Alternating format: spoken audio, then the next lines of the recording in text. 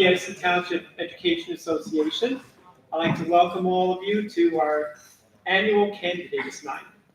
So behind me, there are 7 people running for the Board of Education for 3 seats. I'd like to welcome our guests in the room. We have community members, former Board of Ed members, we have ETA members, we have retirees. We're also live streaming it on YouTube. I'd like to thank Cal Hackworth, who is our social media person for the ETA. And it'll also be posted afterward, so you can view it anytime you'd like to view. So at this time, I'd like to introduce, first is Dawn Penny, our moderators. Dawn is my second vice president. She's also our legislative chair, and she is a teacher at Edison High School in the social studies department. Next, we have Jerry Campione. Jerry is our first vice president, and he is an English teacher at Woodrow Wilson Middle School. And finally, we have Christine Keith. Christine will be doing our lightning round, and Christine is our legislative chair for ETA, as well as being a world language teacher at J.P. Stevens High School. So at this time, I'm going to turn the mic over to Jerry. He will go over basically the ground rules for the evening, and we will get started. Thank you, Matt. Good evening, everybody. Thanks for joining us. Candidates, thank you all for making yourselves available tonight. I appreciate that. The ground rules are pretty similar to the ground rules we've followed over the last several years if you've been to any of these. So we're going to start tonight with opening statements. So our candidates will have 2 minutes each to introduce themselves, let us know why they're running for Board of Ed and some of the relevant issues. And then we will have 3 rounds of questioning from myself and Dawn, and we'll also have 3 lightning round questions. Those will be very short answers, very quick. The traditional questions, you'll have 1 minute to offer your answer. Depending on time, because we don't want to keep everybody here all night, at the moderator's discretion, we may have some follow-up questions depending on the issues that are discussed, or we may allow for some rebuttal, again, if the time permits and if we feel that there are things that need to be said in that respect. After the 3 rounds of questions or 3 rounds of lightning, we'll then do the closing statements. They'll have 1 minute, obviously, to summarize, and then we will send everybody off to make their own decisions. So that's going to be the plan. That was not on my agenda. Sorry.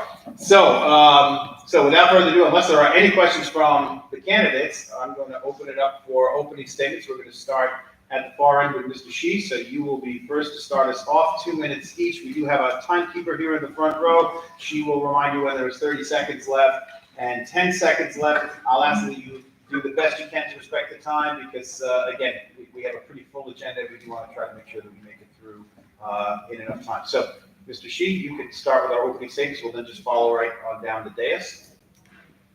Thank you, ETA, for hosting this event.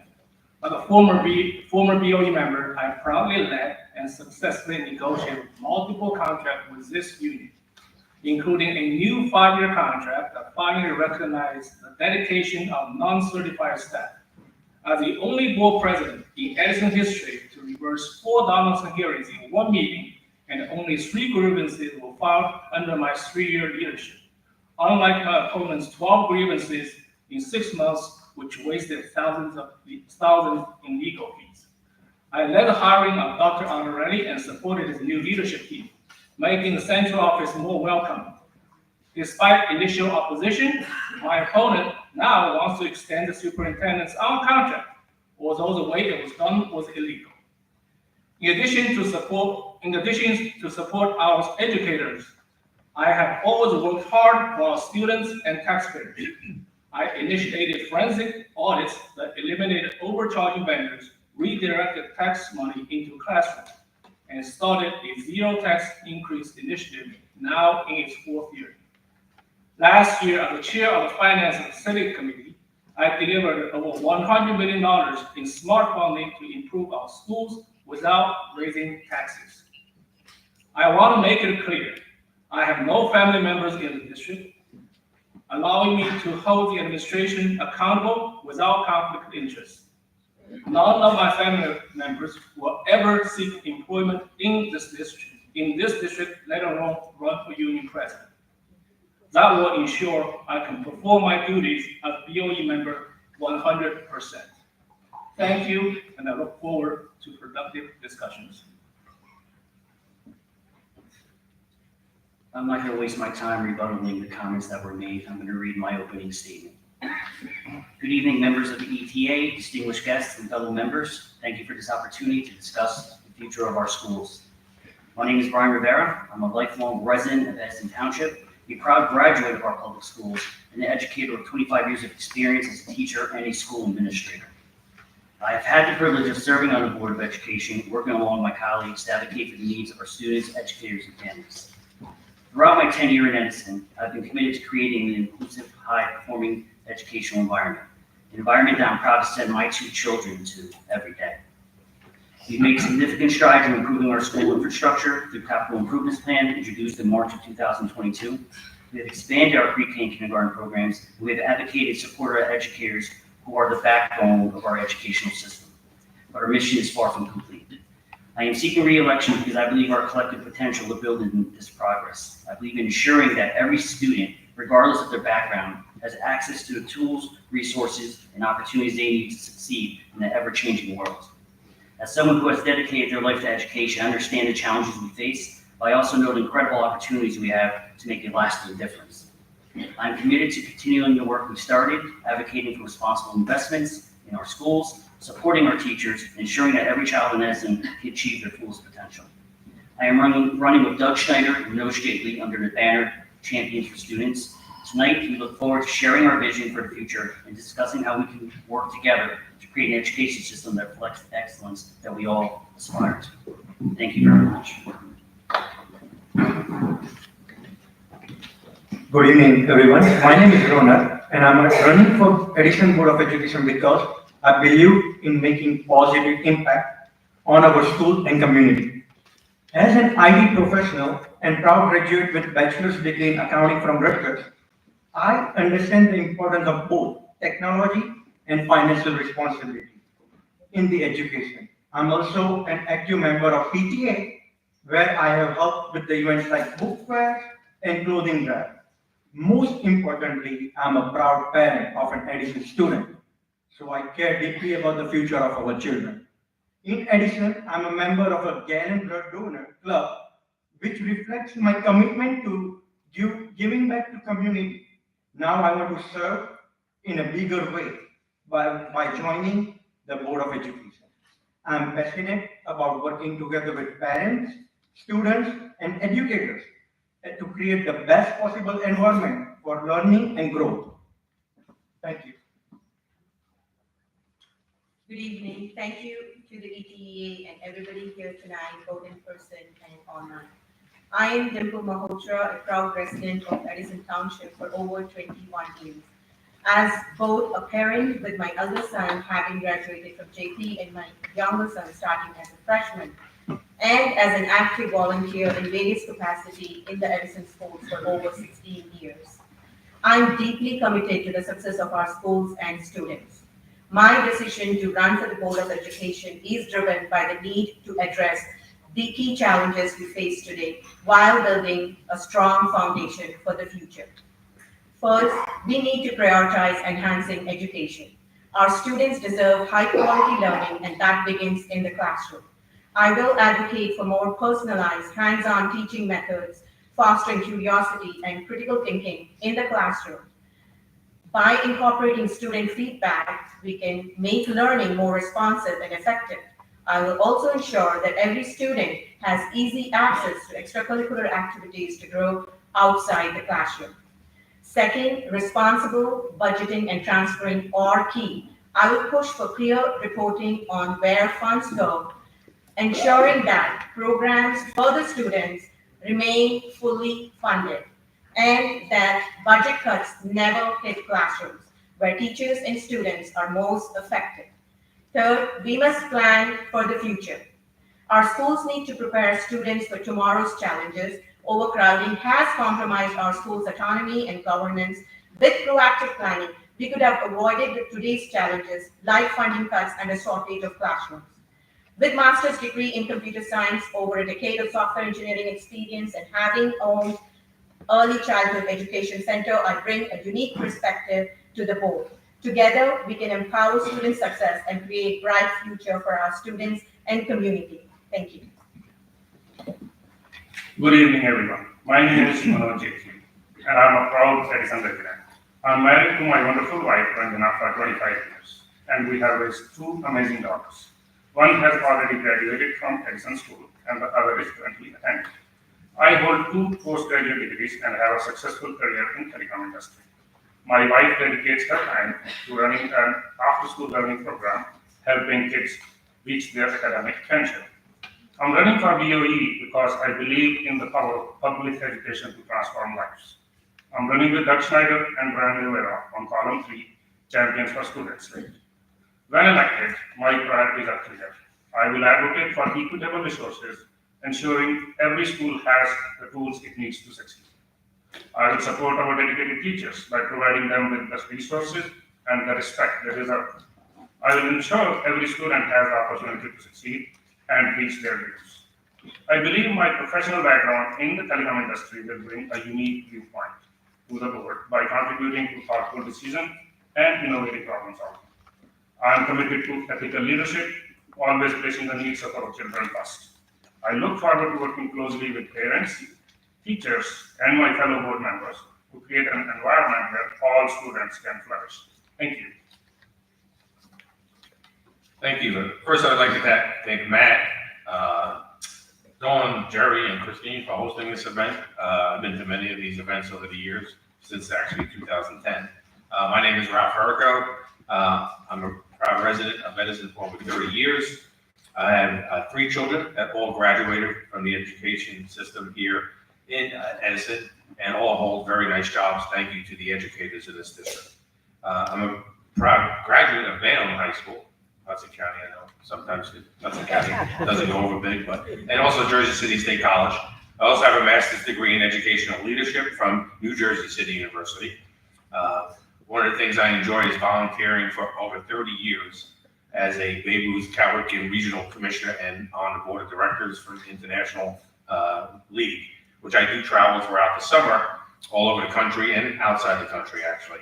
I'm passionate about youth sports. I've been involved in almost every youth sport activity here in Edison.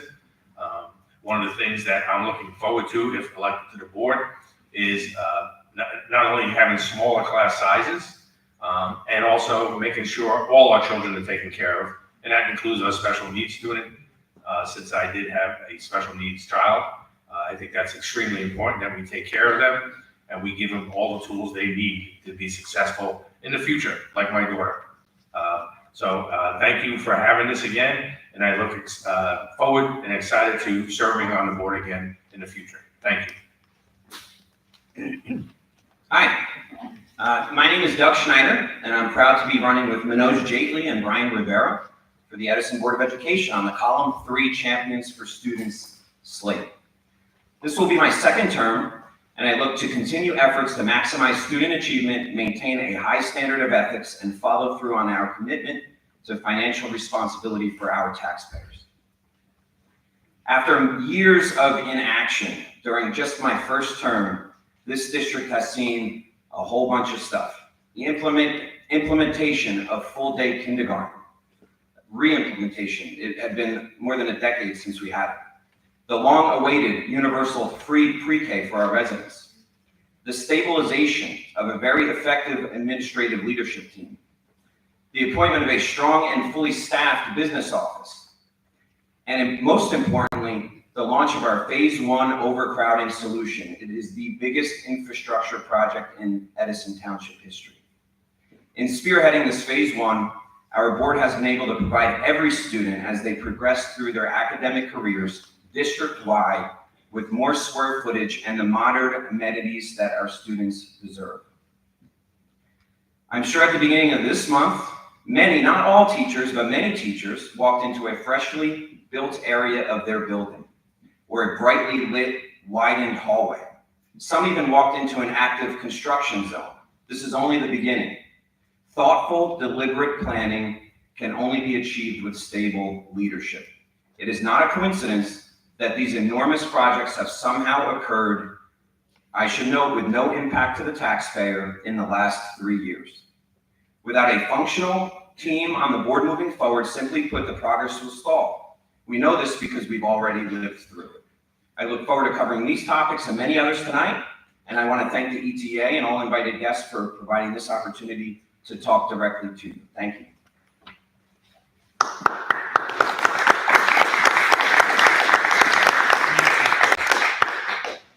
Okay, so our first question of the night, we're actually going to be directing this question to those that have already served on the board. So that would be Mr. Schneider, Mr. Errico, Mr. Rivera, Mr. Shea. We're going to start with Mr. Schneider, and then we'll move down the diet. You have all served at least one term on the Board of Education. What lessons have you learned from your previous terms, and how will they make you a more effective board member should you get elected this time? Mr. Schneider. I could talk, how much time do I have? 1 minute, oh, okay. The reality of being a board member, what you think it is, when you, especially when you haven't done it before, I'm sure those that will be reelected will just be better at it. We need more than one term. The amount of time it takes to get going. Primarily, when you walk around the town and you knock on doors and you talk to residents, they often expect that you drive the buses, for example. They think that you're the one that's in charge of when their subscription busing was due, or potentially you're the one that's stifling the students with a lack of air conditioning or potentially overcrowded classrooms. Some of that, yes, that is us. We can affect the infrastructure. We can do things like improve the ventilation, the cooling, and provide a better, for example, better buses and bus contracts. But we're not driving them, and we do not interfere with the day-to-day operations. And that is a big, big lesson that as you're on the board, you realize you are not interfering. You're there to make sure the board and the Board of Ed runs well. Thank you. Mr. Errico. Thank you. The first time I served was, I think, back in 2010. And what I learned right away was, I don't remember who was on the board back then, but the role of a board member is not to run the district, okay? The role of a board member is to ensure the district is running well, okay? That's the reason why our main responsibility as a board member is to hire the superintendent. And then he hires his team. It's not our job, and I learned that very quickly. That's not our job to tell the superintendent what to do.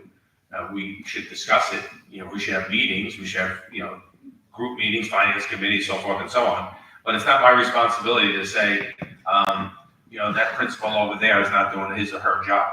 Not my responsibility. I have no idea. I'm not in the building. I get that from parents all the time that used to call me and say, listen, the principal's terrible. Not my job. Call the superintendent, go through your principal, and that's what I immediately learned. Let the superintendent and the staff do their jobs. Thank you. Mr. Rivera. It's an interesting question, because I want to say my first year, we probably fell on our face about 20 times. So just a learning experience in general was difficult. And to be honest with you, walking in the first day, I kind of walked in with my eyes open, my heart open, and just trying to trust individuals and build relationships. But one of the things that I think we really need to know and do is communicate better with one another. I know when Doug was president, Doug actually looked at people's characteristics and what they could bring to the table. And we made committees with various people on it.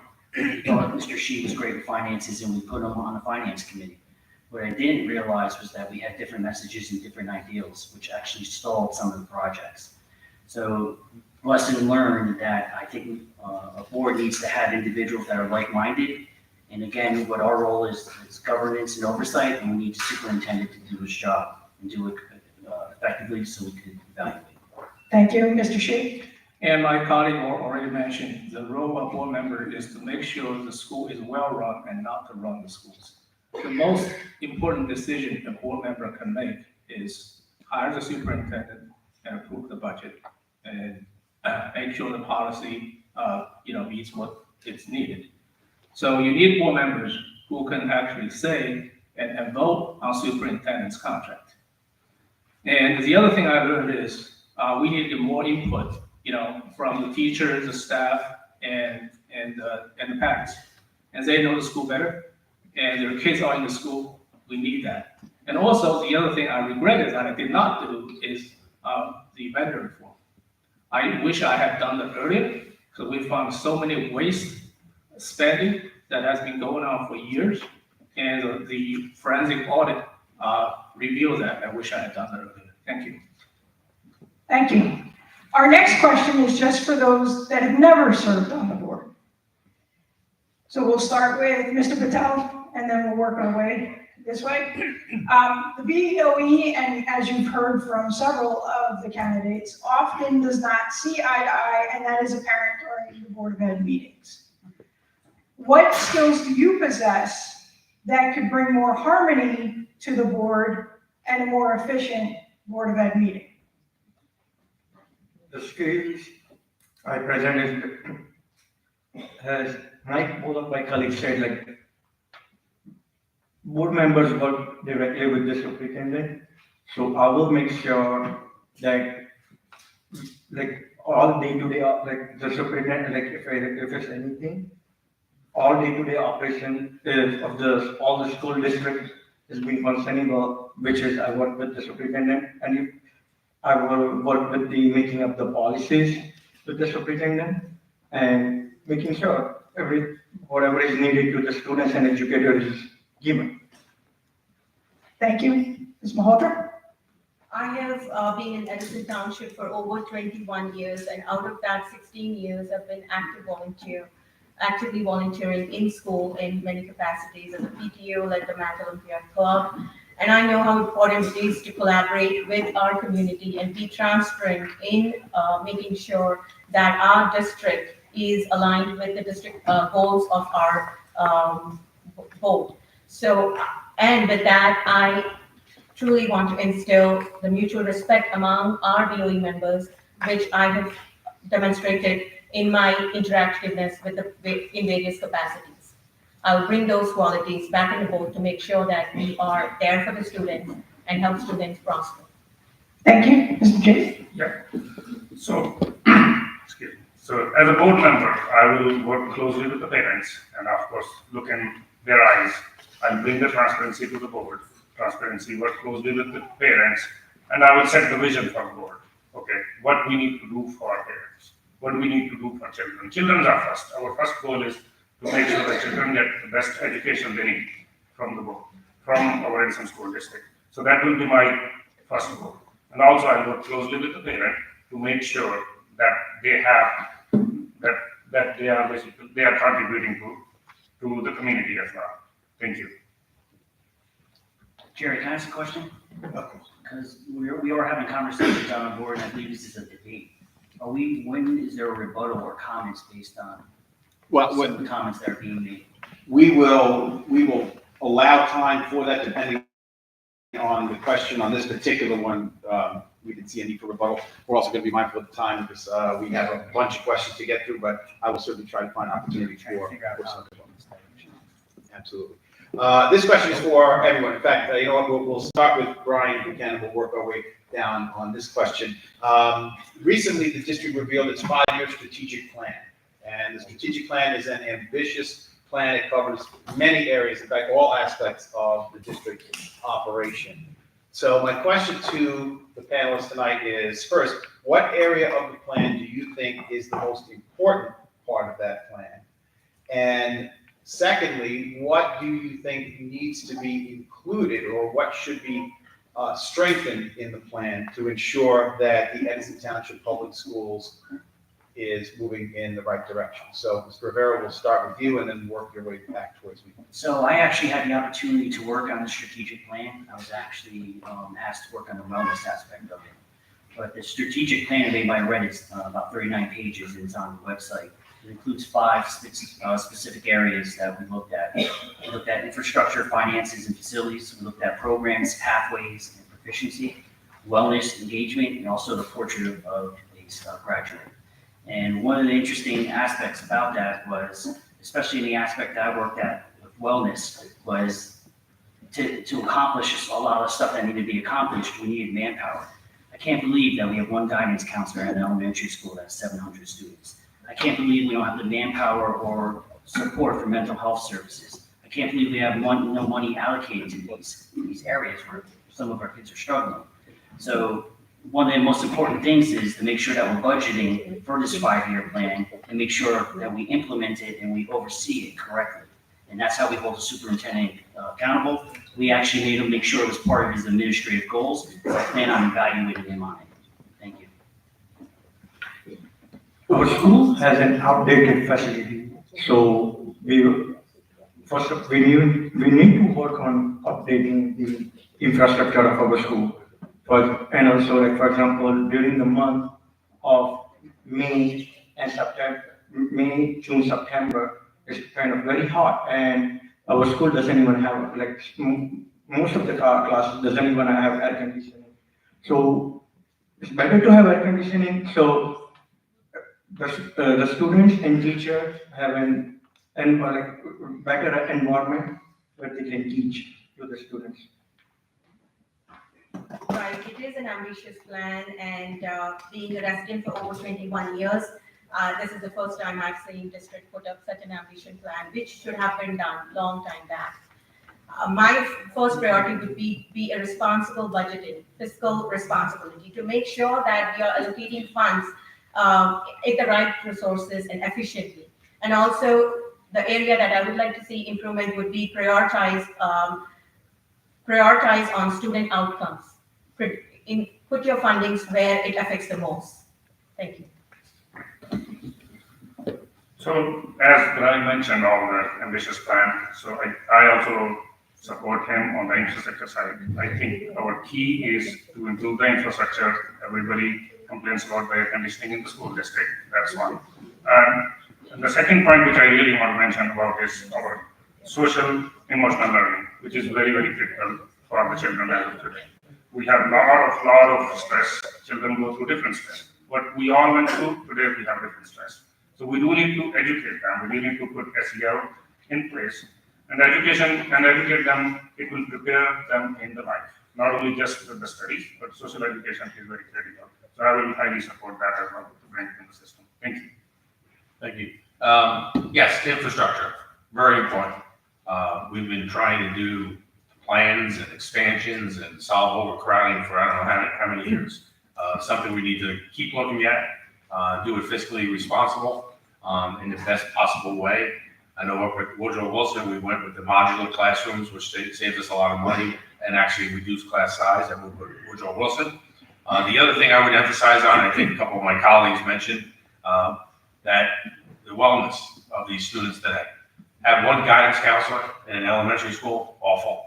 All right, not to have more nurses in the buildings, awful. Okay, we need to have programs to help our children. They are going through a lot of stress. Okay, between cell phones, bullying, video games. I mean, you name it, they're going through a lot. So I think we need to concentrate on the well-being of all our students in the district, and hopefully we can help them.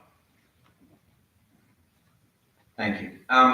The 5-year plan we just adopted was a long process. So each board member, I had a chance to be on the phone with the consultant that was hired, and it was, I don't know, a couple of hours on the phone. I think everybody could spend as much time as they wanted. I was on the phone for probably almost 2 hours with the guy.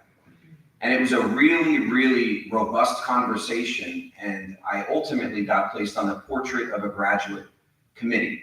And in short, basically, what do we want our students in Edison to look like when they graduate? That does not start at the high school level. That starts at the pre-K level. Do we talk enough about pre-K, kindergarten, elementary schools, middle schools? How often do you watch a board meeting and it's high school, high school, high school, when we have a whole population of students in all of these elementary schools that need attention too? And how does that affect their success in life? That portrait, including vocational programming, including their highest achieving and the most reluctant to learn. Everybody needs to succeed. The most important thing for a school district to be successful is you need to create an environment for the educators that love to come to teach every day, and students love to come here and learn.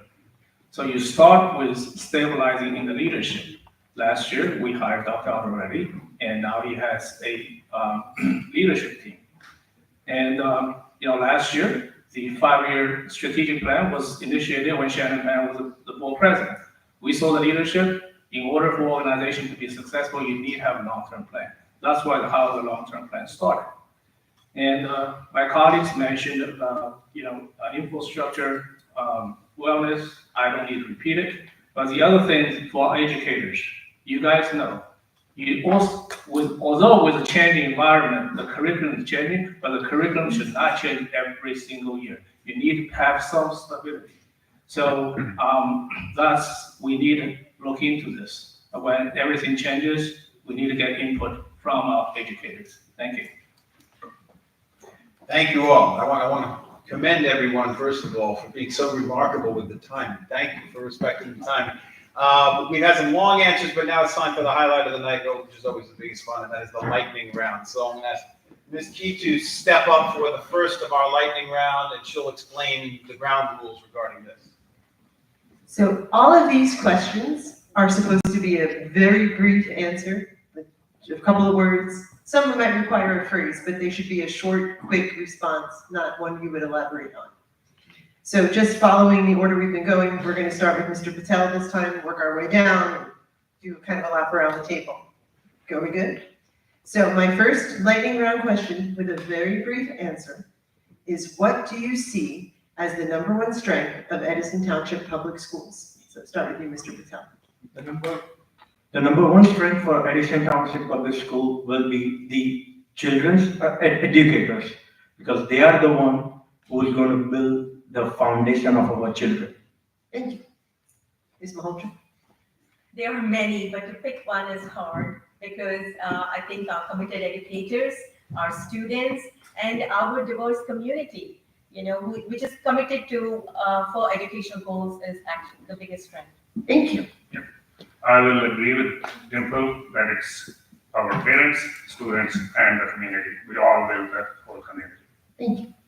I would say it would be the diverse educators we have in this district and the amazing educators we have throughout our pre-K to high school. Thank you.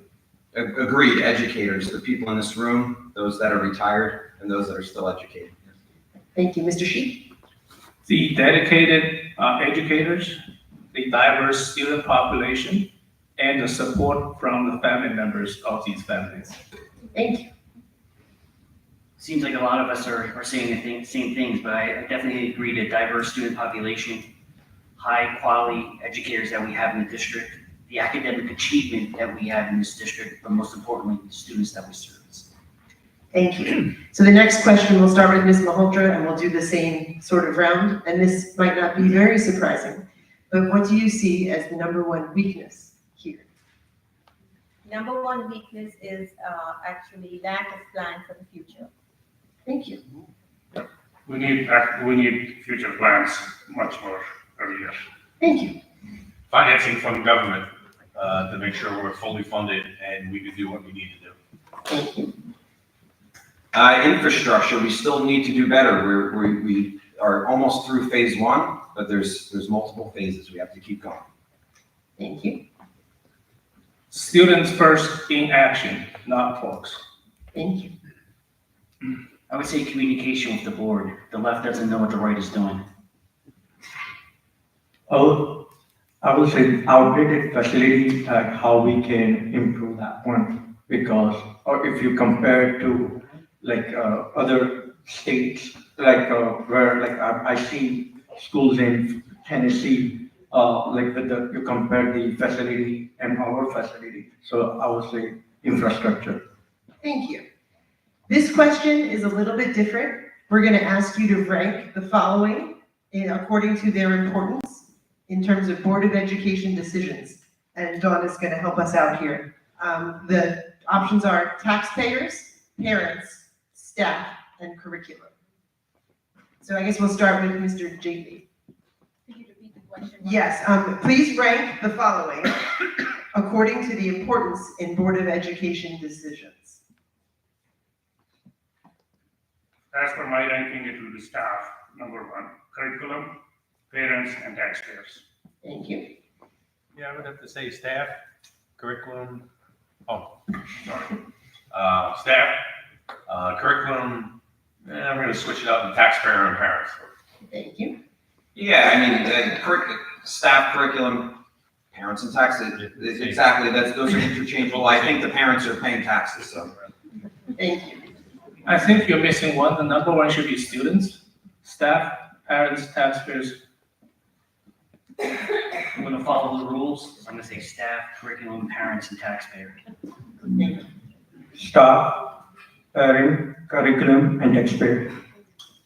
I agree with most of them, staff, parents, and taxpayers. Thank you very much. All right, thank you. Thanks for our regularly scheduled program. Every year I get the money question, so this is the money question. We'll start this one with Mr. Erico and work our way around. Over the last few years, the board has prided itself on maintaining a 0% increase in the school budget. In fact, throughout this campaign, several of you have included that as part of your campaign discussion regarding the 0%. Over much of this time, the state has steadily increased their contributions to our budget. We were woefully underfunded previously.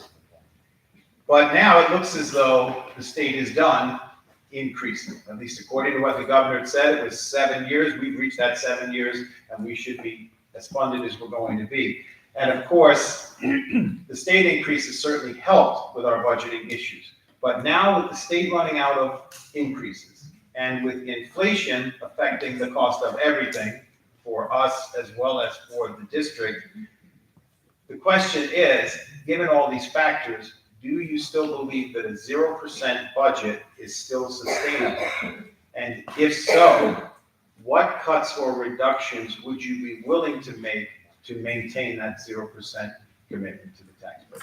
Mr. Eric, I'll ask you. Yeah, well, I think the first and foremost thing we need to do is obviously be, be mindful that our taxpayers pay, their taxes, and like we all do up here. I would take a look at all our contracts that we currently have. I, haven't been on the board in a few years. If we're not going to get our fair share of funding from the state anymore, they did help, don't get me wrong. They did help over the last 7 years. But if we're not going to get our fair share, we have to look internally. Again, not at staff, we have to look at contracts. I mean, are we getting the best bus contracts? Are we getting the best architect contracts? Are we getting all these contracts at the best possible price we can get? But also be mindful of, we need the best services too. We're not just gonna go cheap and not get the right service. So that's what I would do as a board member, if elected, to kind of keep the budget flat and save money that way. Your question makes me question if somebody says, we're gonna give you free this, free that, we're gonna have free buses and free programming and free admission of things. It's not reality, right? If somebody's getting something for free, the taxpayer is paying for it. So how can you do that and then still offer a 0% tax increase? It's not possible, right? So the first thing is you have to really figure out if things can be offered for free. Our duty here is education. It's about the students. It's making sure that everybody gets the best education, whether you're the highest achiever or those that do not want to come to school. We have an obligation to all of them, right? So can a 0% tax increase happen? Probably not, but it's our job to make it happen.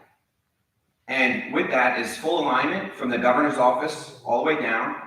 And if we get to the point where there's something has to be cut, that's what our jobs are. That's what you're electing us for. Nine members hold $350 million in their hand. It's very important. The weight of that is significant. It's our job to do it. Thank you. So in 2018, 2019, when myself and Mr. Erico and Mr. Brescia just left, when we were on the board, we went to the state legislature to get Edison the extra state. We fought hard, and we got the result in the past 5 years. So when you say, is it possible?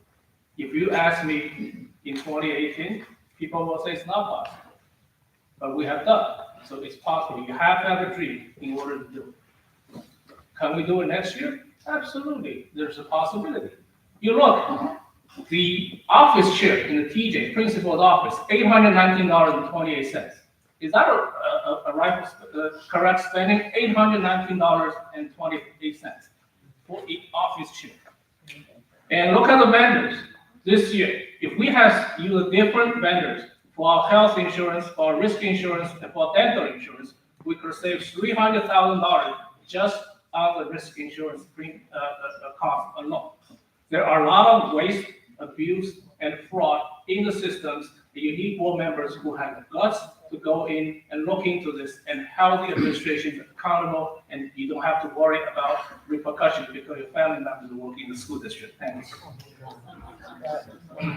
The interesting thing is I have to agree with a lot of what Doug said and what Mr. Erico said. But Jerry makes a point that you need people that are going to attack some of these vendors. We did have a broker that we did a resolution for a certain amount of money, and then we found out that they overcharged us by hundreds of thousands. We also found out there was a bid on prescriptions. We also asked the superintendent to investigate it, which you can open my emails if you want, and it never got done. So we're looking at vendors and we're looking at wasteful spending, and we found something. And guess what? The vendor's not here anymore. Thank you. As you may be aware, that me, Erico, and Jerry are running together, so we share the same vision and values on this plan. So I don't have anything to add on it. Thank you.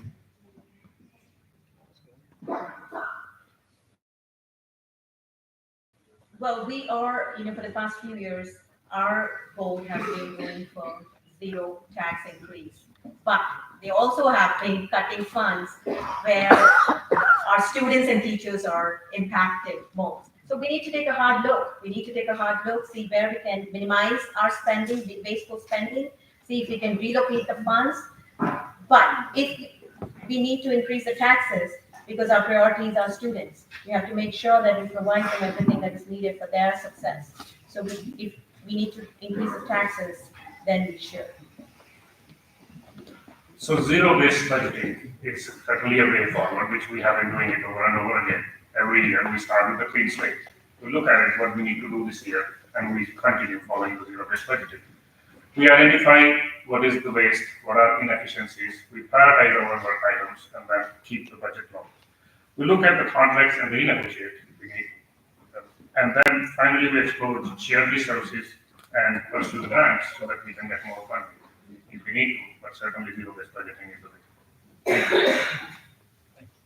Because I sense that this is a hot button issue, I'm going to invite rebuttal from anyone. I'm not going to go in any particular order, so if anybody has anything that they would like to add or counter, we can do 1 minute each if you're interested in rebutting anything. Mr. Schneider, it looks like you may have something to say. Why are you looking at me? Should I bring my school ethics commission filing with all of the my family that what's not listed on there? I'm very proud of. I'm the only non-educator in my family. Maybe that's why I'm so smart when it comes to Board of Ed. And my aunt and my godmother was a 25, 30-year kindergarten teacher at Lincoln School. Her name was Betty Martinez. My grandmother was the cafeteria cook at TJ when it opened. What year? 1950 something. The building looks the same until this year. So the reason I know how dilapidated everything is because I've lived here my whole life. I haven't left. I can leave. I don't want to. I'm proud of this school system. I went to all of these schools. I'm the only, again, I'll say it, I'm the only non-educator. He thinks that he only knows about my sister and my brother-in-law, my wife and everybody else. I have a long lineage of educators that are very proud to be educators. So I know what it's like to go home and hear about how tough it is. It's tough. But I also know what it's like when you hear the success stories and how when my children who go to the Edison schools, who still go and have experienced post-pandemic education, they come home and they love it. And they love going to Edison High School every day because of the staff, because of how they're treated, and because of the environment that's there. So I am proud of that. If you want to keep bringing it up, it's okay.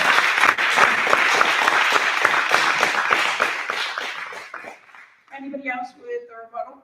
So, about 5 years ago, when we started the forensic audit, and we tried to reduce in the school board, the biggest expense is the salary and the benefits. The salary, the contractual agreement, that's, we have to honor that. The other things, the next big item is benefits. So 5 years ago, when we started the vendor reform, we looked at our health insurance. We have had a health insurance vendor for probably over 20 years.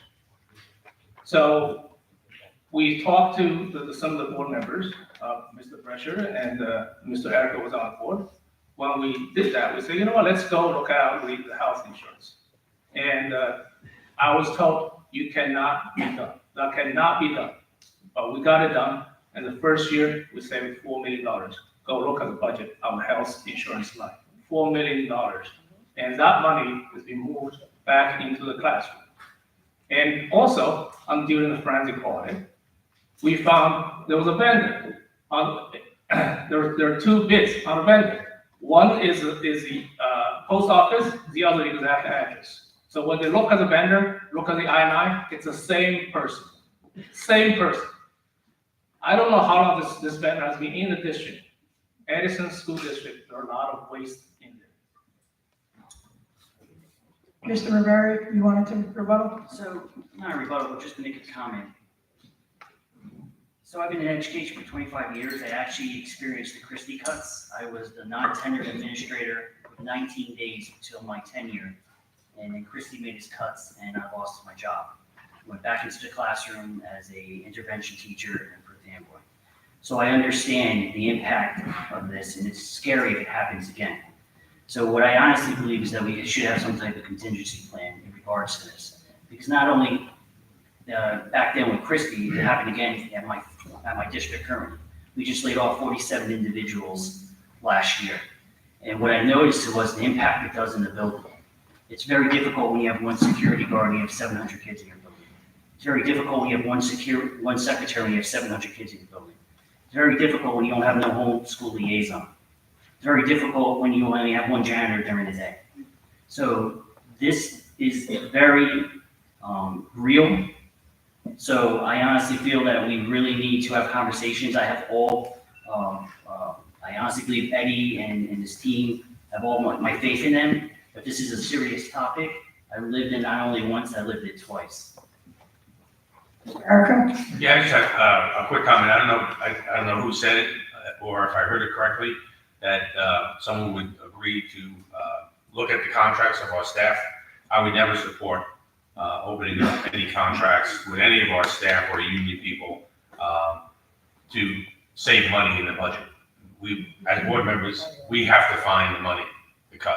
We don't go into, to the teachers or the custodians or the paras or whoever, secretaries, and ask them to give back. It's just not the way we should do it. Thank you. Can I add more? You had your rebuttal. Moving on.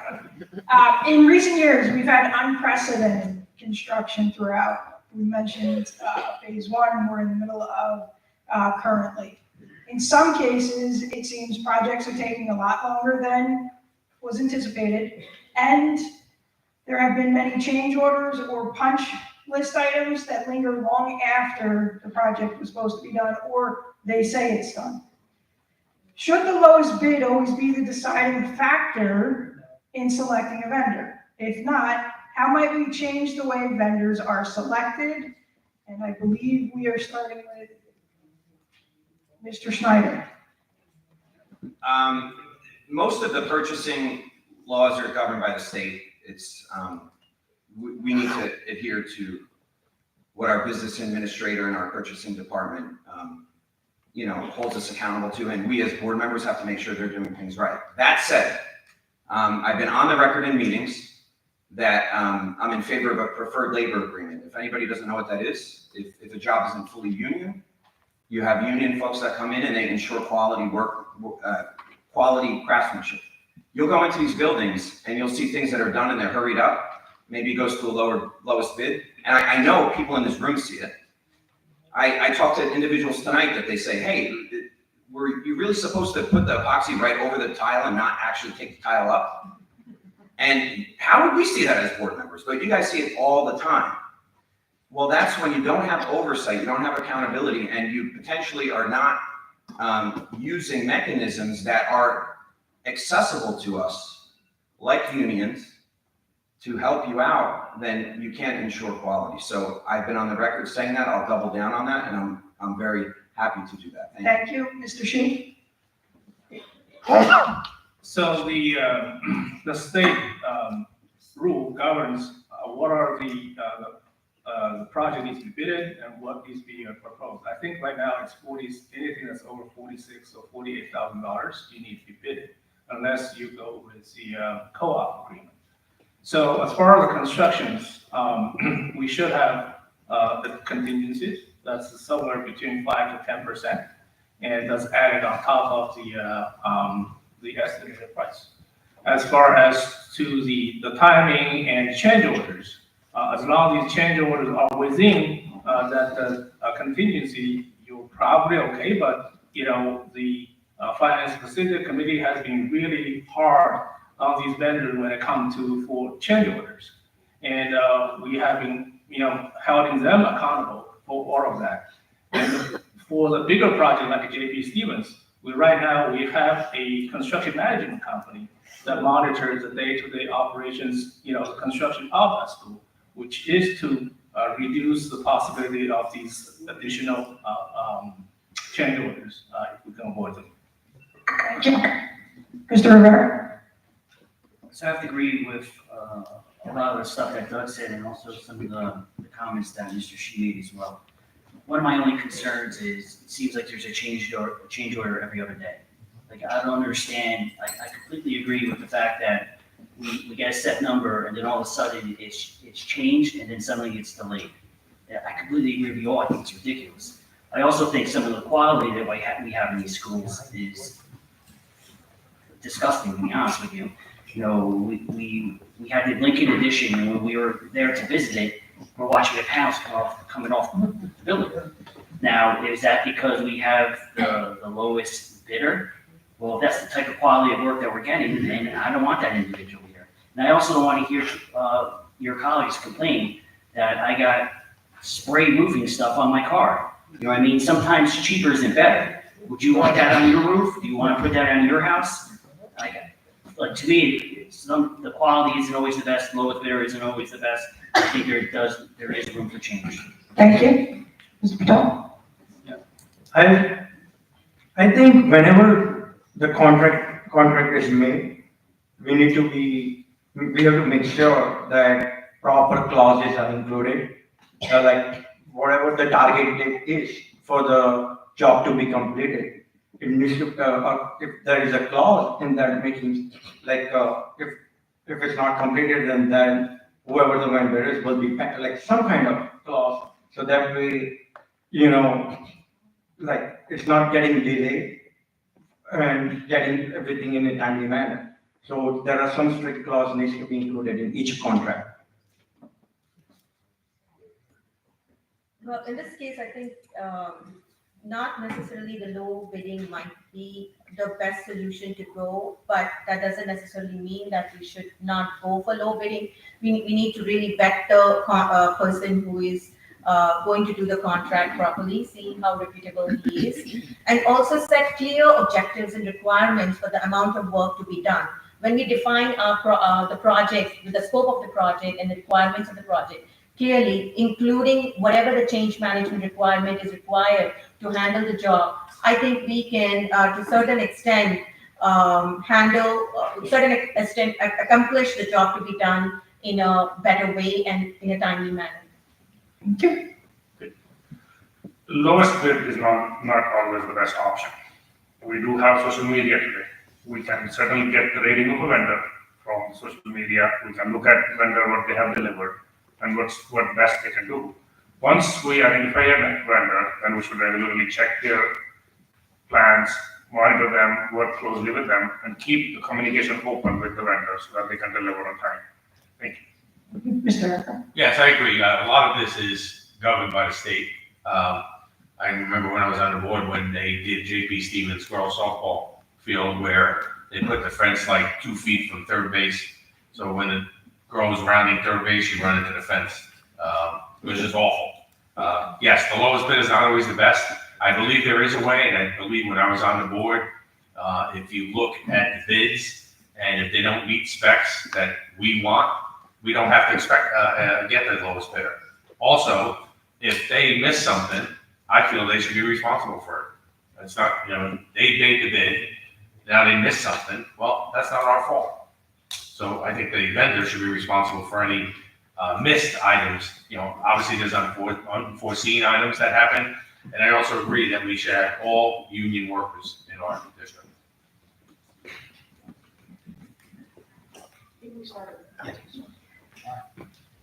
Lightning round, I am back. So with me, you give me very short answers. A couple of these have some options, so those should be the choices for your answer. The first question I have is, what is your stance on hiring union labor? And the only choices we're going to give you are in favor or doesn't matter. So we'll start with Mr. Shi. As long as they came in and see a good quality work and if they follow the process, yes. Labor or does not matter? Didn't get it. Of union labor. As long as they do the work. Okay, Mr. Rivera. I've been in the union for 25 years. I've been on the executive board for 10. So yes, I'm in favor. Since I only have two options, so also does not matter. I'm in favor. I'm in favor. In favor. Proudly in favor, thank you. Thank you. My next question is a yes or no question. Do you support the use of AI, artificial intelligence, such as ChatGPT, in the classroom? And this time we'll start with Mr. Rivera. Yes or no? So one of your colleagues actually emailed me, Rebecca. She's from Hoover, and she actually told me that there's only one district that has a policy for AI. She sent it to me, I directly sent it to admin, and we're working on that policy now. So I would say it is a great supplemental tool, it just needs to be monitored through that policy. Yes? So yes. I'm in favor of having AI in the classroom, but not the full version of AI. It needs to be restricted version. For example, how we provide them the browsing, and we give them restrictions, like you can browse this, or like certain things. So AI should be strictly related to Don't the. forget your lightning round. Yes. Yes. I'm in favor, but closely monitored. Yes. Thank you. Now we're going to start with Mr. Patel again. You missed Oh, Mr. Shi. I'm so sorry. I apologize. Yes, and our staff needs to be prepared for that. Thank you. This time, we're going to start with Mr. Patel. How would you rate the district's use of iPads, Chromebooks, and MacBooks for students? Now, this question also has 3 options, so I'm going to ask that you choose one of them. Too little, too much, or just right. So it's basically the district's use of technology in the classrooms. Just right, I would say, but I'm not sure what district has been using in the classroom, because my little one is still in the first grade. I wish you added the age clause in your question, and I would have answered it with just those words, but I think I want to go with just right. Just right. I would say just right. I don't know. It depends, like they said. I would say just right, I guess. Just right. Mr. Shi? It depends on which grade. There are certain grades that's just right. There are certain grades too much. There are certain grades too little. Thank you. Mr. Rivera? I have, just being in education, I have to agree with what Jerry said, so without knowing how you guys are actually implementing it during the day, screen time, I would have to say just right, I guess.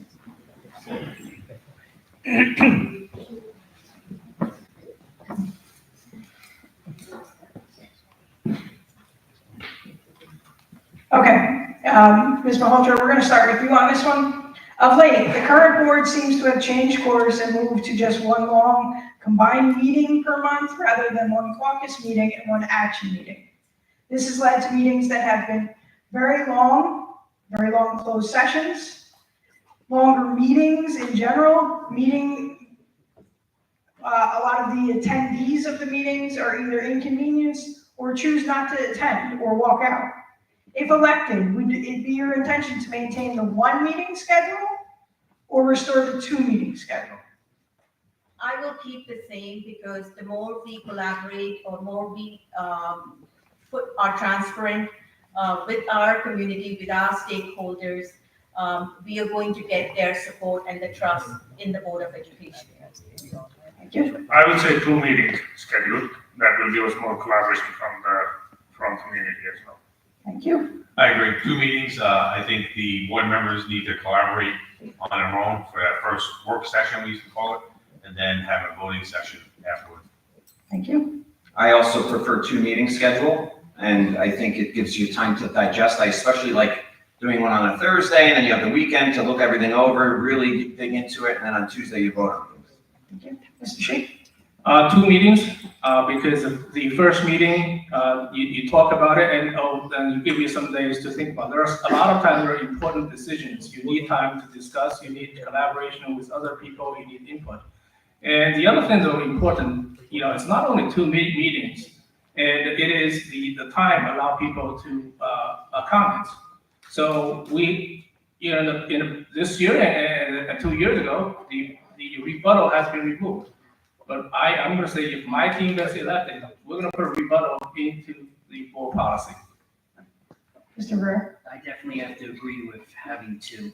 You do need time to digest. I didn't want to go as far as 3 because there are times that with the committees that we're having, we don't discuss what's going on in committees.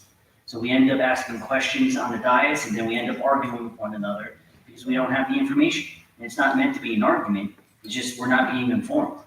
So I think one of the problems we have with the committee structure is the information is not being divulged to the rest of the board, and then the next thing you know, we look like idiots on the dais. Thank you. I will agree with 2 meetings instead of 1 meeting each month. So at least 2 meetings will bring all the board members twice, and we can have more time to talk about on the subject what we are talking. Thank you.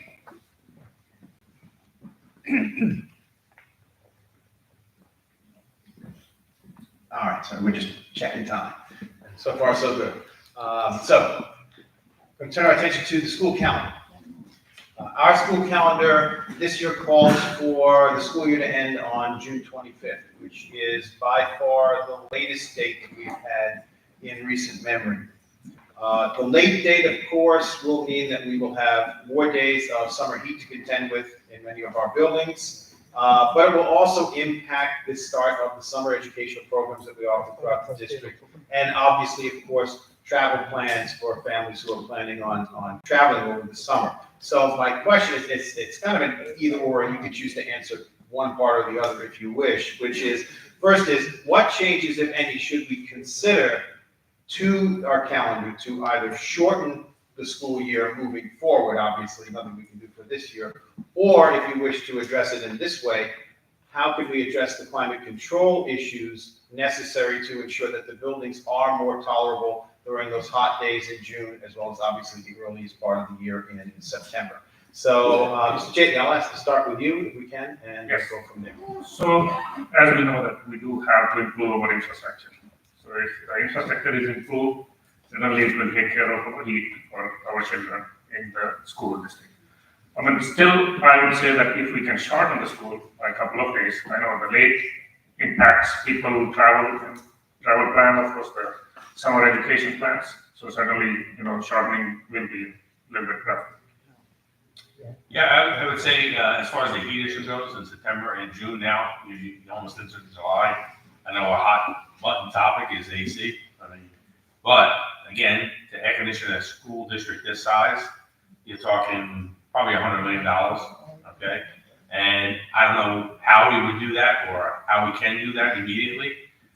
Hopefully, I would like to look into options on how to do that, either through financing, through whatever it may be, state aid, whatever. As far as shortening the calendar, because we're such a great, diverse community, we do get every possible holiday to celebrate the cultures in the district. So that would be very difficult to do, to shorten the calendar. If we could, I mean, some of the holidays year to year fall on weekends, so then you don't have to use that day and you can get out a day or 2 or 3 early.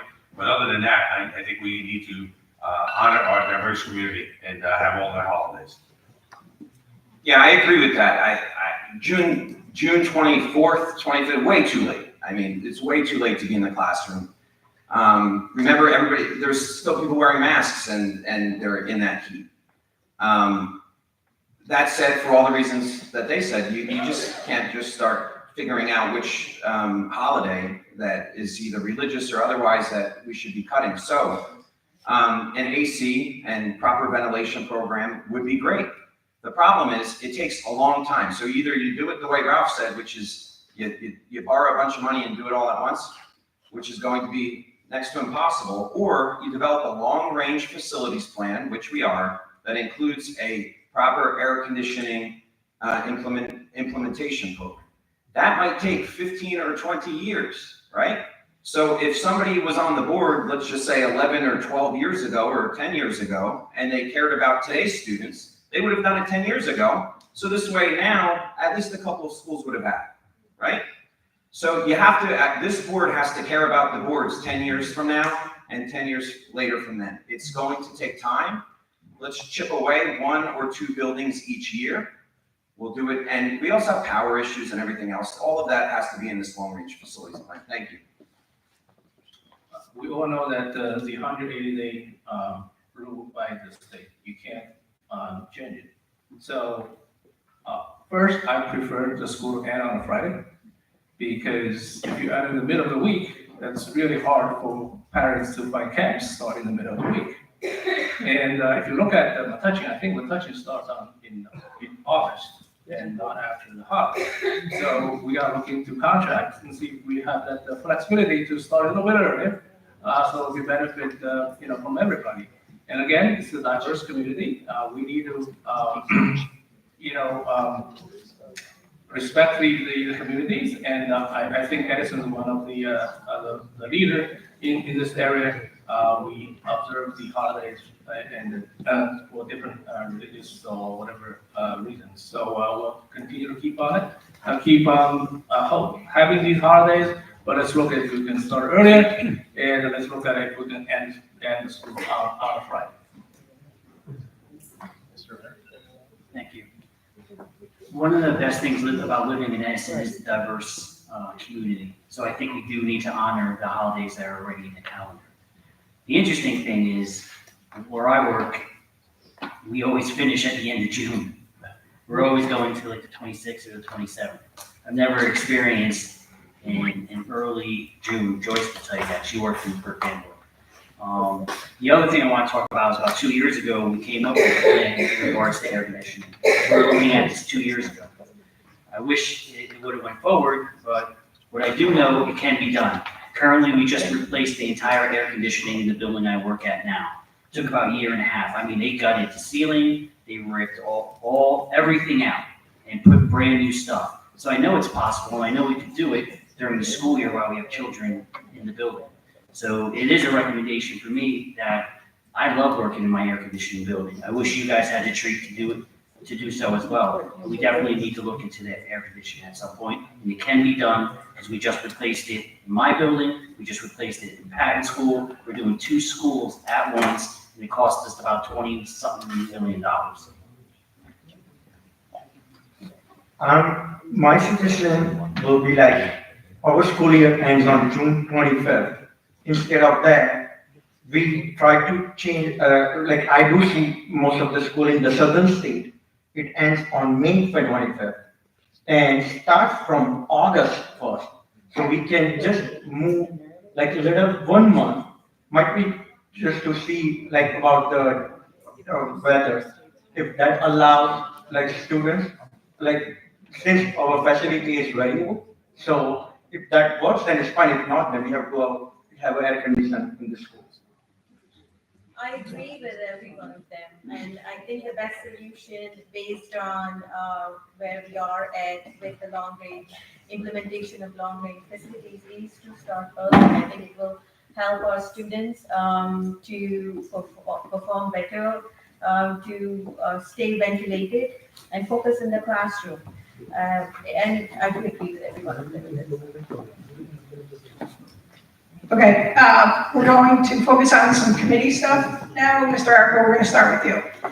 What new committee do you think the board should adopt, and what committee, if any, is expendable at this point? What new committee? Well, since we're not getting any more state funding, I believe we do have a political action committee. I'm not sure if we do on the board anymore. I know we used to meet with the mayor of town and the state senator and assemblyman and assemblywoman. I'm not sure if that still happens. I mean, obviously, you know, I think you said the picker committee or New committee that you would add, or any that you would? No, I don't think we should end any committees. I think it should be an open dialogue among the board members, you know, and be a pleasant and constructive dialogue. So I wouldn't end any committees. So, you know, again, I would like to serve on some of those committees, so I look forward to that. Mr. Schneider? The only thought I have about that is the curriculum committee. There's so much to go over.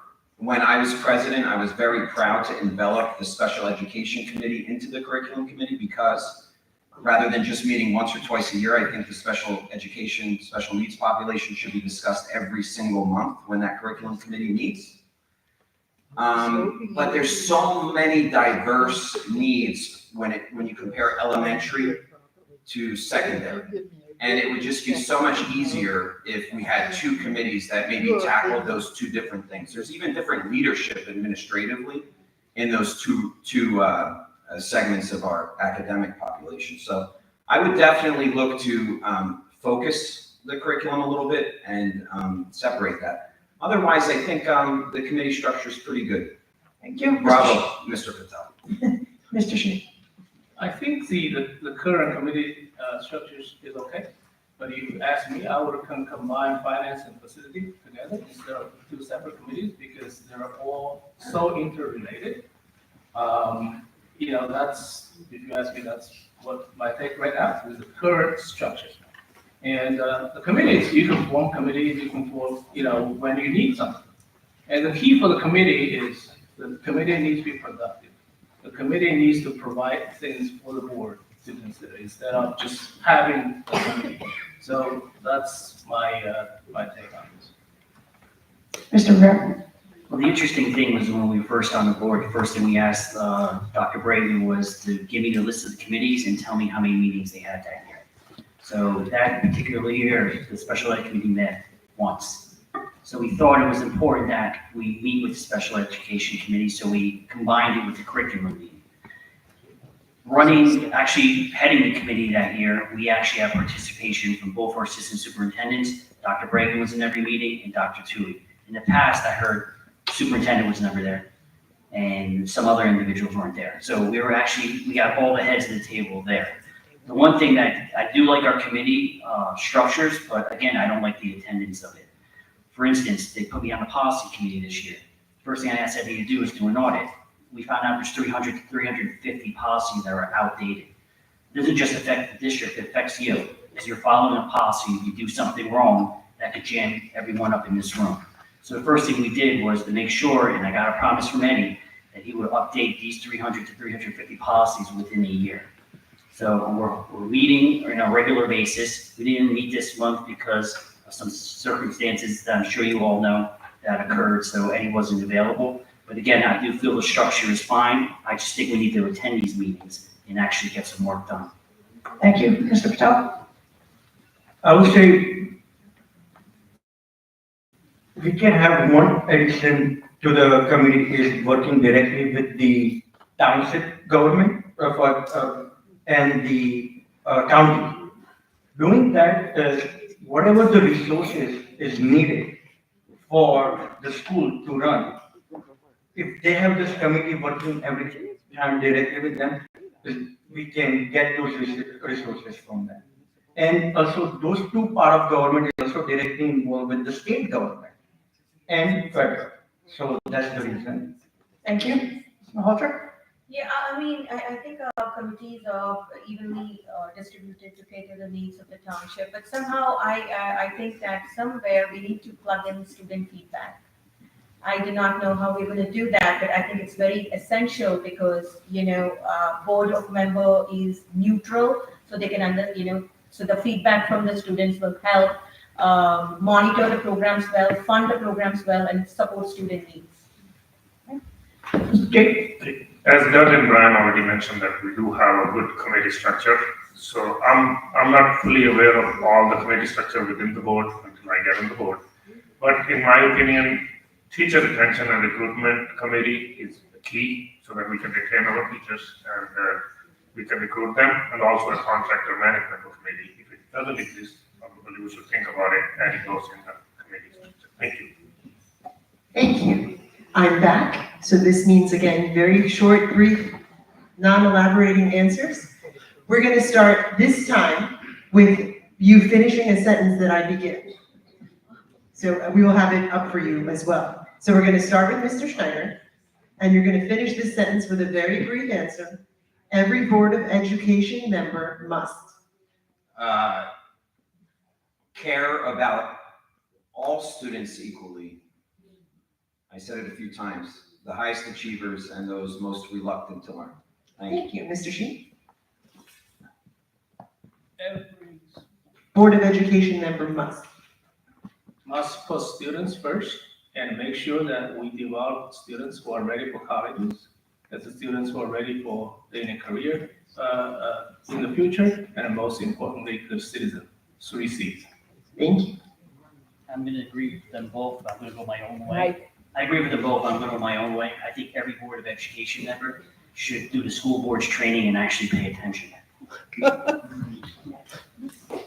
Every board education member must, always put student first and educate. Thank you. Hold administration accountable. Thank you. Must be committed to ethical leadership. Every Board of Education member must ensure every student in the district is being educated and that our educators have the tools to do so. Thank you. We're going to start with Mr. Shi, and this question is going to have just one variation on the last one. You're going to finish the sentence. Every Board of Education member should never. Should never not put students first. Thank you. Should never interfere with the day-to-day operations of the school district. Should never not put student first. Should never act on self-interest. Should not be unethical. Should not stick their nose where it doesn't belong. Never interfere with day-to-day operations. Thank you. This is my last lightning round question. Still lightning round, so brief answer. But the question is, if you were given a choice of committees, what is your number one choice? And we'll start with Mr. Rivera. My number one choice would definitely stick with the policy committee because, like I said, we're 300 to 350 policies outdated. So one of the things I would want to make sure is that that gets complete. Also, I was exploring some policies regarding vendors. And I think there needs to be some major vendor reforms because I'm finding out some information that I'm not very happy about. Mr. Patel? Are we working on the finance side of that? Because I do have experience I can bring out on the table for the finance. Thank you. With the passion of education in me and student well-being, I think I would want to be in the curriculum committee and also in the communication relationship committee. Thank you. I would like to be part of the teacher retention and recruitment committee, and as well as getting feedback from children. Probably no one else will say this, but being in my background for almost 35 years, the athletics committee. Facilities and finance, thank you. Finance, facility, and curriculum. Thank you. Okay, so we've grilled you enough at this point. We're going to have you do your closing statements. If you can, Oh, yeah, we can do it in a half, yeah. we'll give you a minute and a half, So and obedient on time. you're starting this side.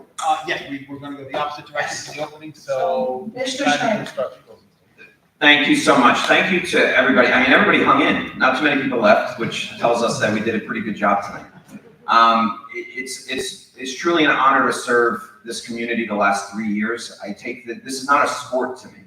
This is not fun. I don't spend all day on WhatsApp and Facebook and talk about all of you and what you're doing in your day-to-day job. I'm not, Carol. I'm here for the community. Having 3 children in the school district gives me a leg up. I'm able to kind of get a report of what's going on pretty much every day. I don't ask for the report. When you drive your kids to school or you pick them up, you get the report. They tell you what's going on. And let me tell you, the Edison schools are wonderful. I know that firsthand. Some of the schools that my kids went to or go to might be perceived to be the lesser of schools. They were the best, which tells me if they're the best, all the schools and all the educators, maybe not all, but almost all of them are great. And in Edison, we should be very, very proud of what we do every day. And I want you to know, and I want the community and anybody watching to know that I take this extraordinarily seriously. Again, this is not a sport. It does not have to be entertainment. This isn't must-see TV. This is a real thing that affects all of us. And I'm very proud to serve, and I hope that you agree and you vote column 3. I rhymed. There you go. Thank you very much. Thank you. Thank you. Again, thank you for the opportunity tonight for all of us to present.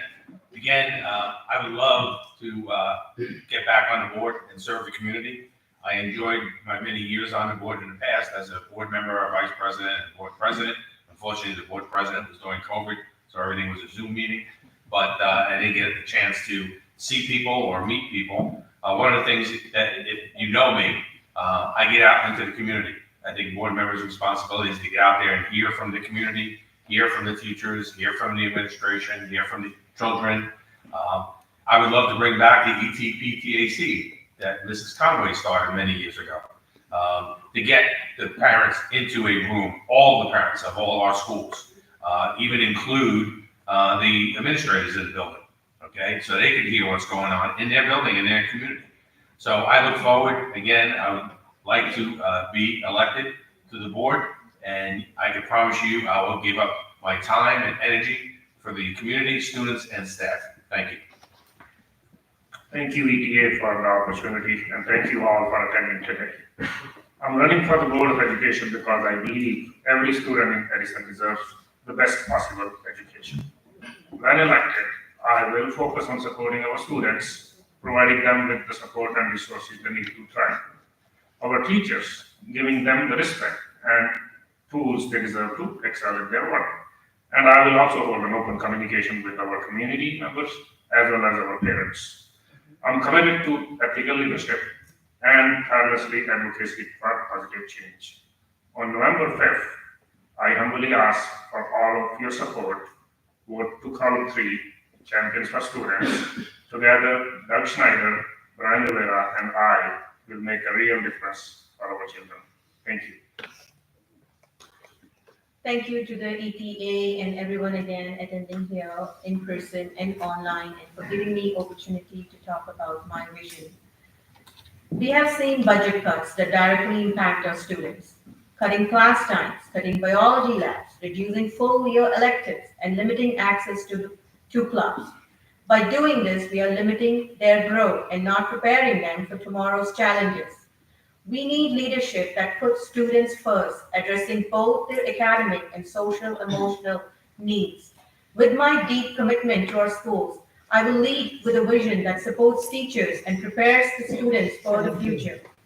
Let's empower student success so they get the best opportunity to prosper.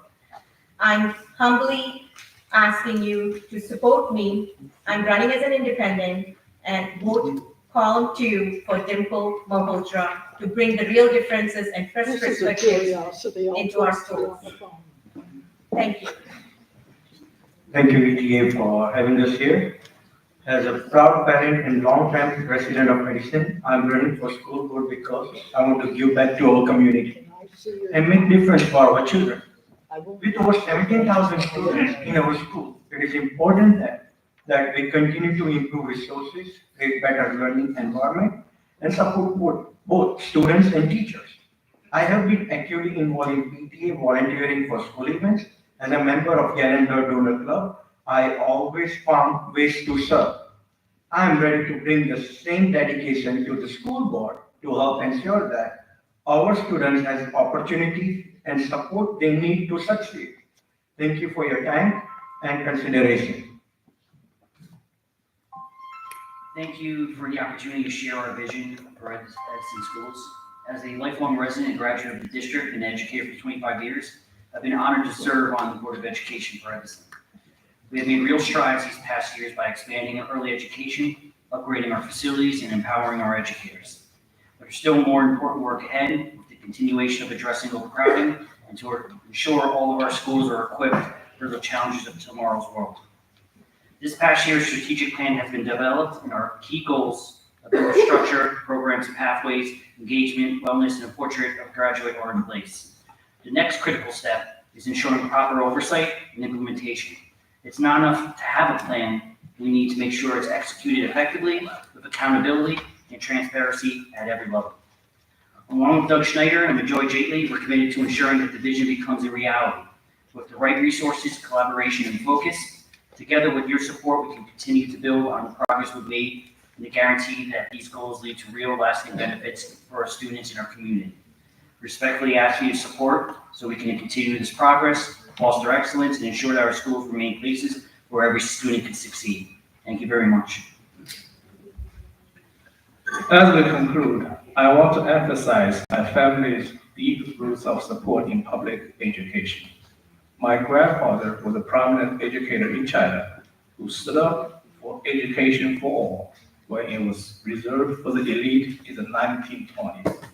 My grandmother broke barriers and was an elementary school teacher. My father, my uncles were college professors.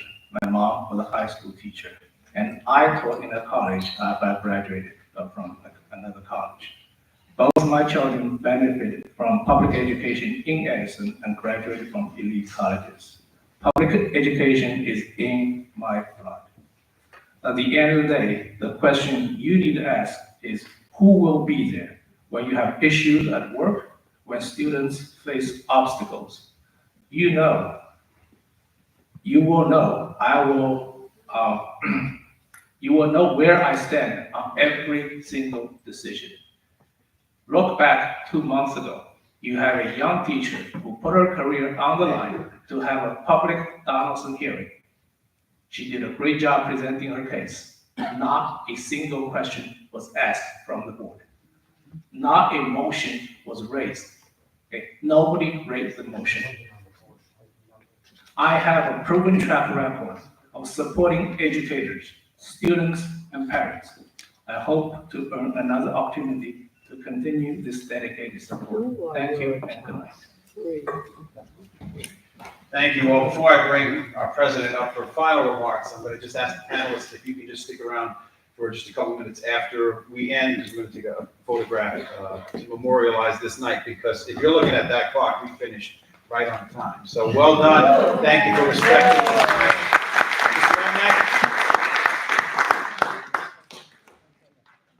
Thank you, Gary. So first of all, I'd like to acknowledge a few people and thank their thanks. Sunshine Deli, who has hosted the catered event for the pre-meeting here. They do a great job. And by the way, there's plenty of food left and desserts out there, so before you leave, go have some more. All right, I do want to acknowledge and thank the members here in front of me. Again, there were 7 people here vying for 3 seats.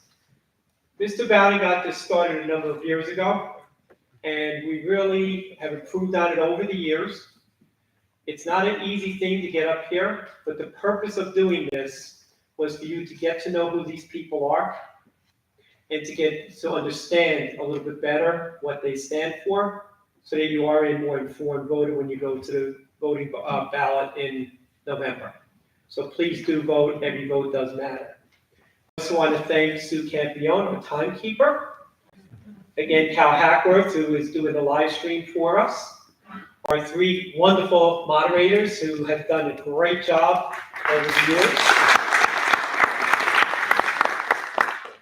And again, I do want to commend the members here that are running for the board for keeping to the time frames.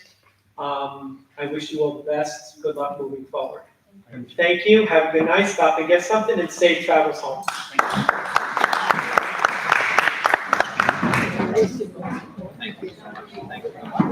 Can I